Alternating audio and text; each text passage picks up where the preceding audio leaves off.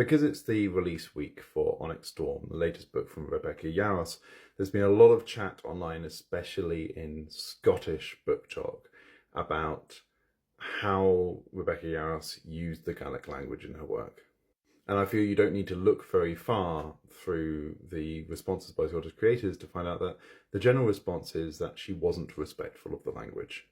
And you can see that from kind of Yankee translations that seem to have just been put through Google Translate, and also from the fact that she just makes up the way to pronounce Gaelic terms during interviews. And that would be absolutely fine if what she was doing was just using a fictional magical language which she made up on the spot and can decide however it's pronounced. But she didn't. She picked a real language that's used by real people and has damaged education in that language by suggesting that it can just be pronounced any way someone feels like it. And the thing is, she didn't have to do this. She could have just come up with names she made up for this fictional world that she made up.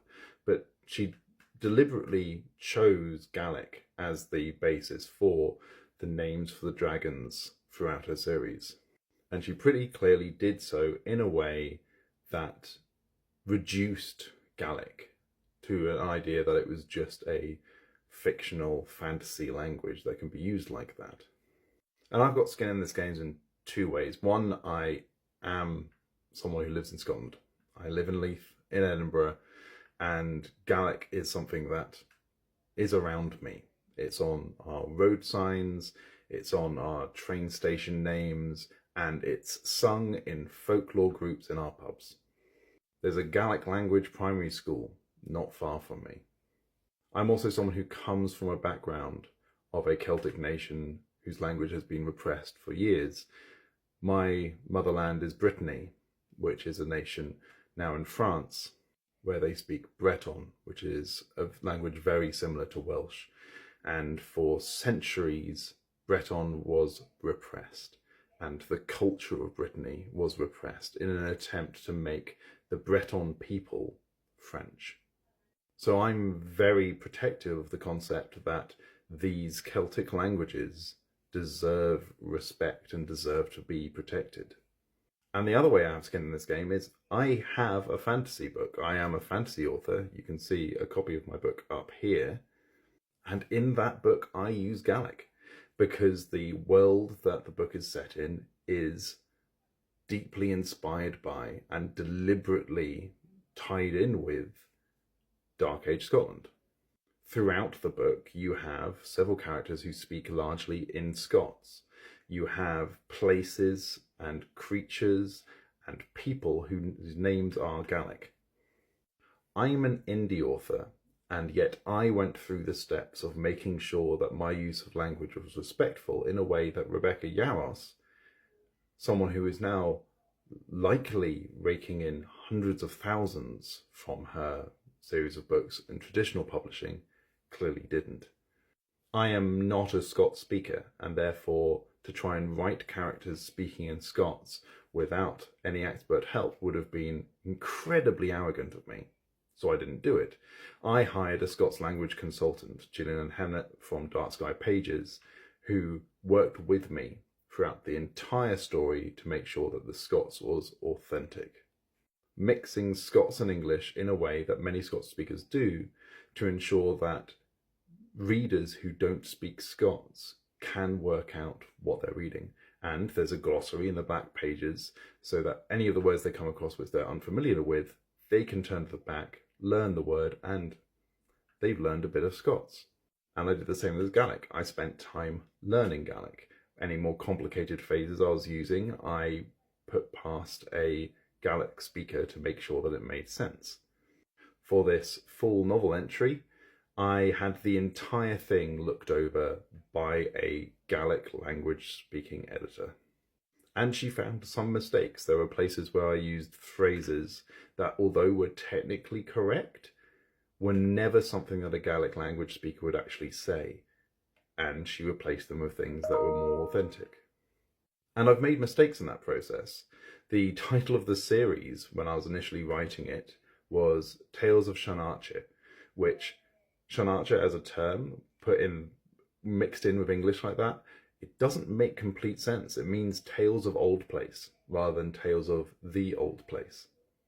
And of course I'm going to make mistakes. I'm not a Gaelic speaker. And in cases like that, that was a phrase I probably should have passed past a translator in advance. And I didn't. In retrospect, I would have gone back and made sure I did that. But unlike Rebecca Yarros, when it was pointed out to me, I did my best to fix it.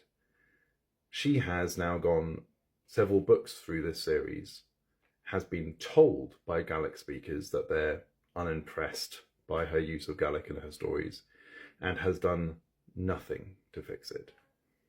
And I think we see this quite regularly with especially white authors who dip into cultures they don't know from around the world and treat them like they're mythological fantasy settings that they can just slap into their work. Because to them, they're mythical and strange, and the advantage of real-world cultures is they're not anyone's intellectual property. No one has copyrighted these other languages, so they feel free to use them. Not really thinking twice about the real people who actually have that culture, and how misrepresenting them as just an entry into their fantasy world undermines the efforts that many of these cultures are having to fight on a daily basis in order to ensure that their culture actually survives. And I think specifically for white Americans, we're seeing repeated cases where they're dipping into the cultures of Ireland, Scotland, Wales, and treating them like mythological creatures. There's also been complaints about Sarah J. Maas and her ACOTAR series, and how the analogues for Scots and Irish people in those series are treated as barbarians, with a country clearly named to represent Ireland then being filled with offensive anti-Irish stereotypes. This isn't a call to boycott or cancel these authors or anything, but it is a call for fantasy authors to treat real languages and real cultures with a bit more respect. If you're going to draw from them, learn about them. Spend time learning from the people who are experiencing that culture now, because they were raised in that culture, because they live in that culture. If anything, drawing from a real culture requires more work than coming up with your own fantasy cultures.